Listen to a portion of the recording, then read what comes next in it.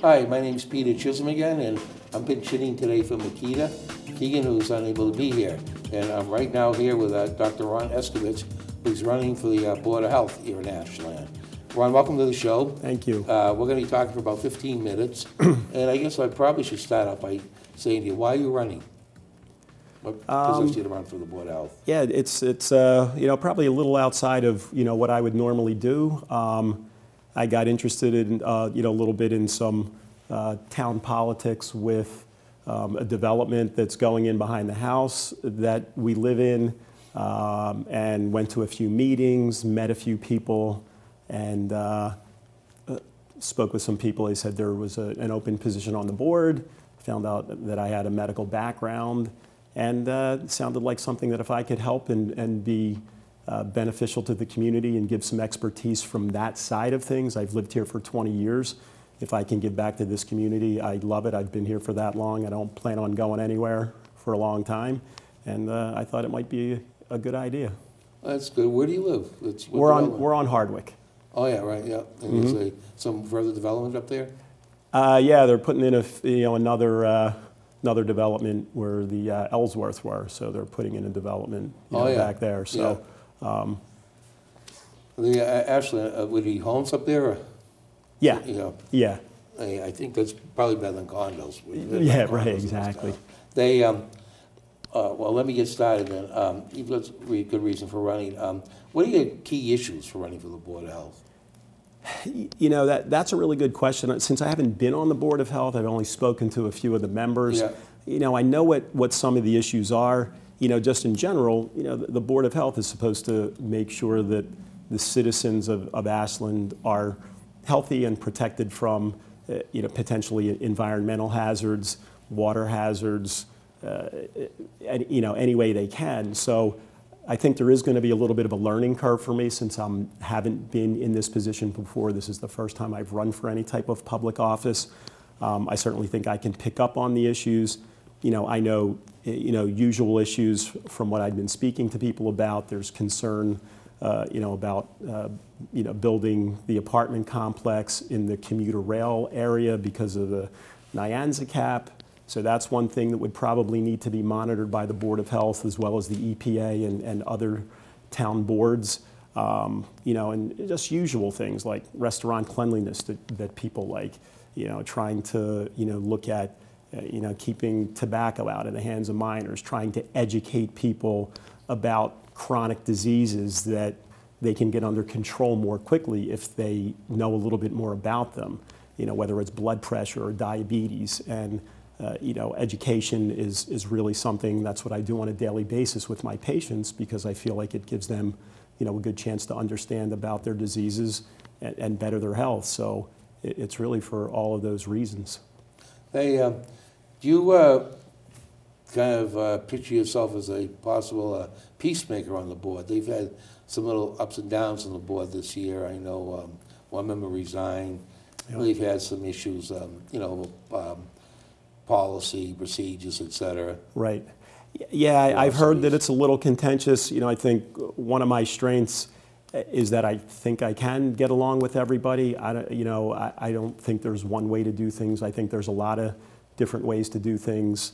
And hopefully if a little bit of my personality can come through and maybe see if we can get people a little bit more together, that would obviously be great. I think, I'm sure everybody on the board thinks they're doing the right thing, and everybody wants what's best for the town of Ashland. And if I can facilitate that, that would be great. Who knows if that can happen, but I'll certainly try. You're running to fill the vacancy of the person who resigned? I don't believe so. I believe I'm running for a 3-year term that is contested. Oh, it's contested. Yeah. And who's your opponent? I think Mary Masterson. Martinson? Yeah, Martinson. Yeah. Yeah, she's one of the incumbent members, I believe. Yep. Okay.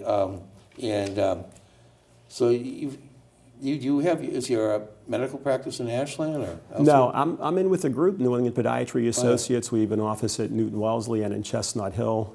I've been there for 25 years. So that's where I practice. I'm sorry? You're obviously familiar with health issues. Yes. Being a physician. Yeah. is there anything else you'd like to kind of add? You know, we've got plenty of time. You know, we've got 15 minutes, and with Joe, I talked about the 2.5. Yep. Proposition 2.5. Yep. And you know, that might have a direct effect on you guys, because I know you have a staff too. Right. What do you think about the 2.5 override? Well, yeah, I've read the pros and cons, Yeah. you know, about it. I mean, I'm all for education, yeah, and I think that's important. You know, if, you know, you listen to the people more in the know that are, you know, telling us that we need to up the ante. I think there's certainly a need, you know, for potentially some increased revenue. I don't know all the ins and outs of the 2.5. I don't know if these are, I believe from what I'd read that if these overrides or any of these overrides pass, that it's a forever kind of thing. So I think you just need to be cognizant of that fact. It's not just a one-time, well, we're going to up this for, you know, this fiscal year, and then it's going to go back down to regular, so back down to what it was before. So I don't know all the ins and outs, but I can't say that with the population of Ashland growing, that it certainly seems reasonable that, you know, they need a nurse, they need, you know, maybe another fireman or two, and more policemen. Those are essential things that the town needs to provide to the people to keep them safe. So, you know, if the people in the know say, you know, we need this, then I would probably defer and say that we need it. They actually, with firefighting, because we have 4 groups, you need 4 men, and they approved 2 last year. Right. And they, for this fiscal year, which still haven't been appointed, but those 2 plus the 2 and 2.5 would give them a 4. Yep. Just the nature of the business, the way it's set up. You have, each group would receive 1 person, additional firefighter, so that way, you know, would help possibly reduce some of the overtime costs, but more importantly, be able to make it easier to respond to 2 calls at one time. Sure. You know, I should also tell you, that's a paid political commercial. I retired from the job after 28 years. Oh, you did? Yeah, I was a call firefighter. Oh, wow. But in any case, and of course, the other, there are 2 questions. The main one for the 1.9 or 2 million, then there's another small one for the 500 or so, for the right. reserve fund. Yes. Yeah, so, well, that's good. They, and I'm sure that every department would stand to benefit, I think, if something like that passed, or at least make it easier for them in, you know, preparing annual budgets or whatever for town meeting. We still have a few minutes left. Sure. Let me just ask you about your background. Where are you from originally? Yeah. Where did you go to school? Yeah, originally I'm from Philadelphia, born and raised, you know, really just outside of Philadelphia. Went to Drexel University, which is in Philadelphia, and then kind of went to the other side of town for my medical training. I went to the Pennsylvania College of Podiatric Medicine, and then I was lucky enough to be able to get a surgical residency in Cambridge, and that was between 88 and 90. I came up here and did that. You know, I enjoyed the town, had 4 or 5 job offers from doctors I had met here, and nothing to go back to, and loans to start to pay off, so it was a pretty easy decision. And there's a lot of parallels between Philly and Boston. Boston's a beautiful city, a little bit smaller, but you know, it kind of had that feel, and then luckily for me at least, it wasn't too far from where I grew up, so it was accessible, and I've loved it ever since. I've been to Bucks County a few times. That's exactly where I grew up. Oh, yeah? Yep. I've been, I don't remember the name of the places, but and I had a good friend who coached Drexel basketball this past spring. He got fired. Oh my goodness. But he was there for about 15 years. So you're familiar then with, you've had plenty of time to get to know Massachusetts and the politics of it. So town politics, you'll find too, are a lot different than city politics, I think, or state politics. And because everything is, sometimes I think it gets to be more personal because you're, you know everybody, it's your neighbors or whatever. And, but I think you'll find that the town itself has a, we've gone along without any major controversies. The last 3 or 4 years, we did have one about 3 years ago, but that's kind of settled behind us now. You might remember with the police department. So, and then, I do remember. Yeah, yep. Previous town manager, 2 town managers ago. But right now it's pretty quiet. So they, let me ask you this: the Board of Health, they have a how large a staff do they have? I know they have. Well, I know there's 5 members. I don't know exactly how large the staff is. Yeah. Yeah. They, I know they have a health inspector, but I wasn't sure if they have a part-time person too, or two full-time or what. Yeah, I'm not sure of exactly all the ins and outs. But they're responsible for to inspecting supermarkets, restaurants. Do they handle too? They're not the sealer of weights and measures like it.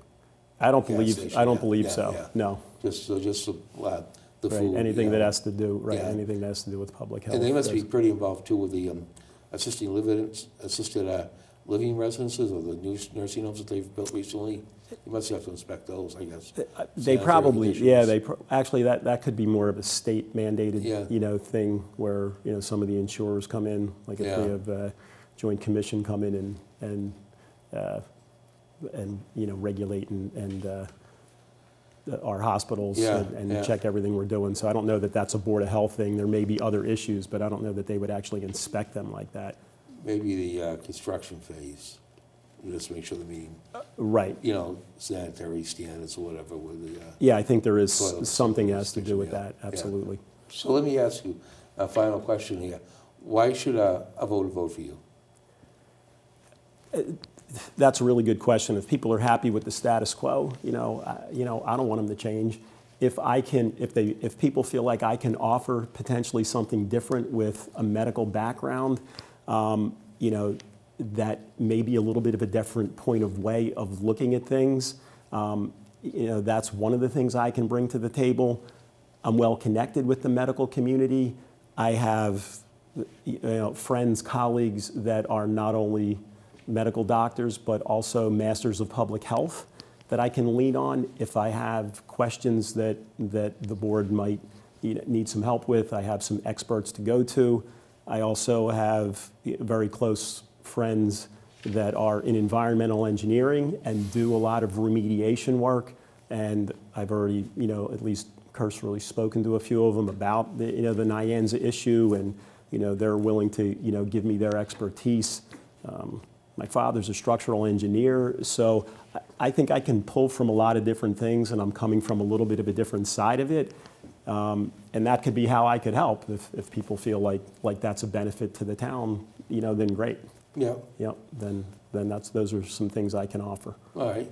Well, we're going to end a little early, unless you have anything else to say, because we've got about 2 minutes left. But and I'm kind of out of questions. Okay. I'm not familiar with the health issues myself. Right. I have my own health issues. Wait, but I am. Well, we can work on that. Yeah. That means your wife's too good of a cook. Yeah, but my feet are in pretty good shape. Okay, so, good. For the moment, anyway.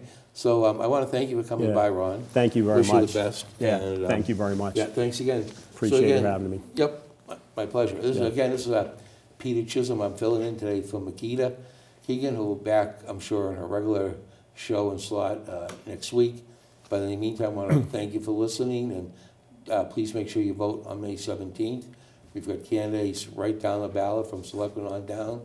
And also, we've got the 2.5 override questions.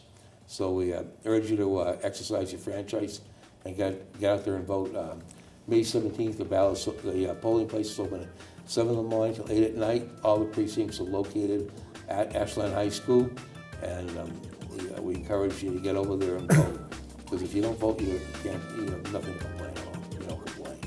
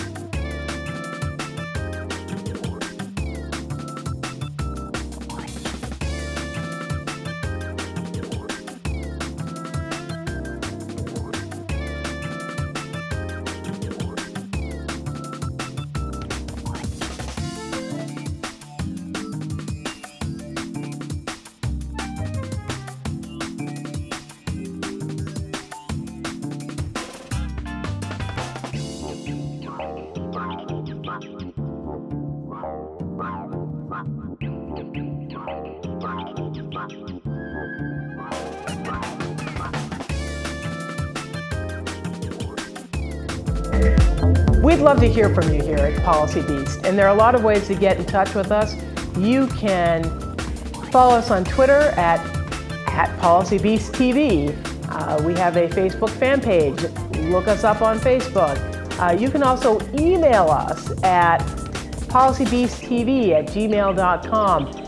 So many ways to get in touch, and we'd love to hear from you, and we'd love to hear about any kind of show ideas or any kind of topics that you'd like us to dive deep into.